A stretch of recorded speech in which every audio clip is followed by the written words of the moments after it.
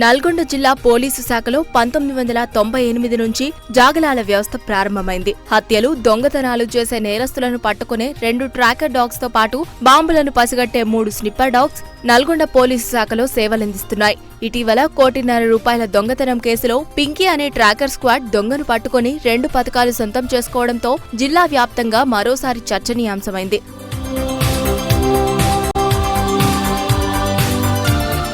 Police జాగిలాలకు handler పేరుతో ఉన్న శిక్షకుడు వీటికి శిక్షణ అందిస్తాడు. వీటికి శిక్షణ ఇవ్వడానికి చాలా ఓపిక, సహనం కావాలని శిక్షకులు చెబుతారు. కుక్కకు 2 నెలల వయసు నుంచే నల్గొండలో ఉన్న డాగ్ స్క్వాడ్ అకాడమీలో శిక్షణ ప్రారంభిస్తారు.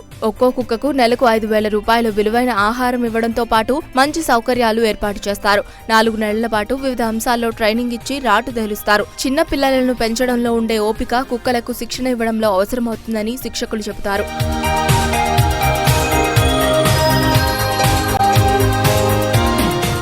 మనుషులకు సాధ్యం కాని సేవలందిస్తున్న డాగ్ స్క్వాడ్ తో నేర పరిశోధన సులభమవుతోందని పోలీసులు చెబుతున్నారు. మరికొంత ట్రైనింగ్ ఇవ్వడం ద్వారా మరిన్ని సేవలను పొందవచ్చంటున్నారు.